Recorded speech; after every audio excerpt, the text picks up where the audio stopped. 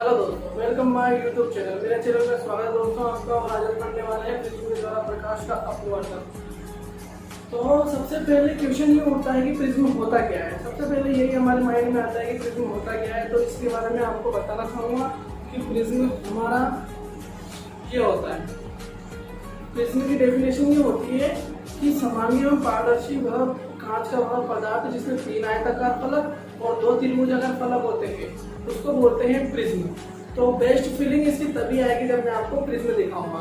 तो देखिए, ये प्रिज्म होता है अपना, जिसमें 3 फलक और 2 त्रिभुजाकार होते हैं। तो आप देख सकते हैं फर्स्ट फलक एंड सेकंड फलक एंड थर्ड फलक, और एक त्रिभुजाकार ये होता है सामने वाला, और जस्ट इसके ही पीछे वाला एक और ये होता है। तो 2 त्रिभुजाकार हो गए और 3 आयताकार हो गए, ठीक है ना। तो प्रिज्म तो आप समझ लें प्रिज्म क्या होता है। तो अब मैं इसमें और बता देता हूँ कि ये वाली और ये वाली 2 अपवर्तक पृष्ठ होती है। ये वाली 2 अपवर्तक पृष्ठ होती है, जिसमें दोनों अपवर्तक पृष्ठों की कोर, ये वाली कोर अपवर्तक कोर कहलाती है।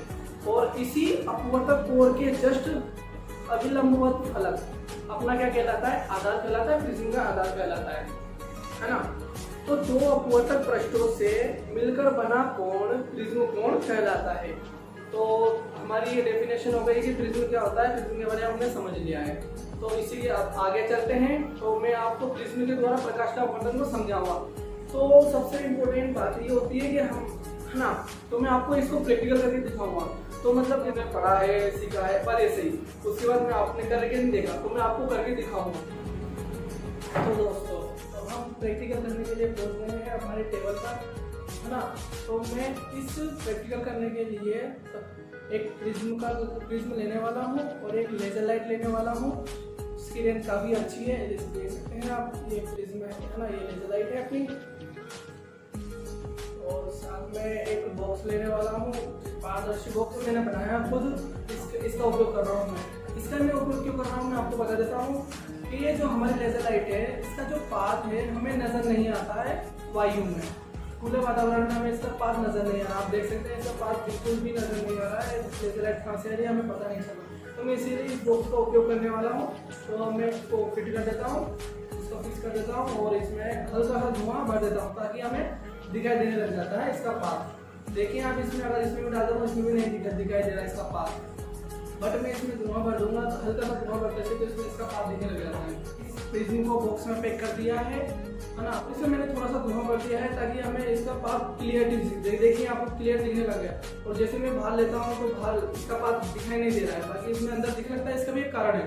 इसका कारण है कि ये टिंडल प्रभाव के कारण दिखाई देने लगता है। तो दिखा रहा हूँ, तो जब हमारी किरण ऐसे आ रही है, प्रिज्म पर आपतित हो रही है, तो आप देख सकते हैं कि पहले अंदर इसका अपवर्तित हो रही है, उसके बाद बाहर निकल रही है, तो यानी निर्गत हो रही है। तो आपको इसको मैं एक्सप्लेन करूँ। मैं इसे और अच्छे से समझाने के लिए लाइट ऑफ कर देता हूँ, ताकि आपको क्लियरिटी और अच्छे से दिखे। तो मैंने लाइट ऑफ कर दी। देखिए कितना इंटरेस्टिंग नजर आ रहा है ये। तो मैं आपको इसको समझा देता हूँ अच्छे से। तो जैसा कि हमारी ये PQ रेखा है, PQ, सबसे पहले ये ABC हमने इसको पहले ही नाम दे दिया है ना। तो जब PQ रेखा प्रिज्म पर आपतित होती है, ऐसे हमारी ये PQ रेखा है। बट अगर ये प्रिज्म ना होता तो ये PQ जो रेखा है वो सीधी गुजर निकल जाती है, ऐसी सीधी निकल जाती है ना। कोई इसमें विचलन नहीं होता। पर हम जैसे मैं दिखा सकता हूँ आपको, तो ऐसे सीधी निकल जाती है रेखा, है ना। नजर आ रहा है आपको? ऐसे सीधी निकल जाती है अगर प्रिज्म नहीं होता तो। बट यहाँ पर हमने प्रिज्म रख दिया है तो इसको डिस्टर्ब कर दिया है। प्रकाश किरण जब AB अपवर्तक पृष्ठ पर आपतित होती है तो यह विरल माध्यम से सघन माध्यम, कांच हमारा सघन माध्यम है और वायु हमारी विरल माध्यम है। तो जब हमारी PQ रेखा विरल माध्यम से सघन माध्यम में प्रवेश करती है तो यह अभिलंब की ओर झुक जाती है। तो मैं इसके लिए अभिलंब बना देता हूँ। तो अभिलंब देख सकते हैं, मैं ये इस तरीके से अभिलंब है ये। तो प्रिज्म का अभिलंब ये है। तो PQ रेखा ऐसे जानी चाहिए थी, पर यहाँ पर प्रिज्म है तो ये अभिलंब की ओर झुक जाती है। तो ये झुक गई। ऐसे जानी चाहिए, तो ये ऐसे हो गई।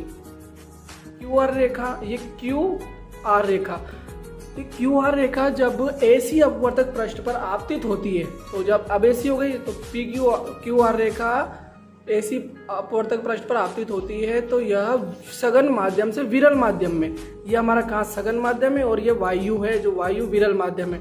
तो जब कांच सघन माध्यम से विरल माध्यम प्रवेश करता है तो जाना चाहिए तो ऐसे, पर यहाँ पर एक अपवर्तक पृष्ठ आ गई, तो इसीलिए ये अभिलंब से दूर हट जाता है। तो अभिलंब इसका हम खींचेंगे तो ऐसा आएगा, इसका अभिलंब आप देख सकते हैं, इसका अभिलंब ऐसे बनेगा, तो ये अब ऐसे जानी चाहिए थी, तो अभिलंब से दूर हट जाती है, तो ये ऐसे हो जाएगी, है ना।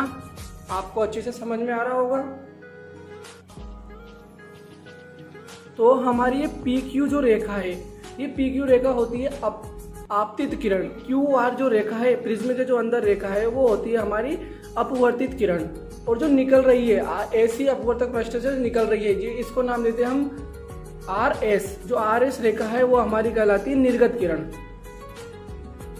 जब पी क्यू रेखा यानी आपतित किरण को आगे बढ़ाते हैं और निर्गत किरण को पीछे बढ़ाते हैं, तो जब इसको आगे बढ़ाते हैं, इसको पीछे बढ़ाते हैं, तो ये एक विचलन कोण, तो ये कट जाते हैं, तो यहाँ पर हमें एक कोण प्राप्त होता है जिसे हम बोलते हैं विचलन कोण। तो आप देख सकते हैं ये हमारा विचलन कोण कहलाएगा। यहाँ पर ये बना हुआ जो कोण है ये विचलन कोण कहलाएगा, ठीक है ना।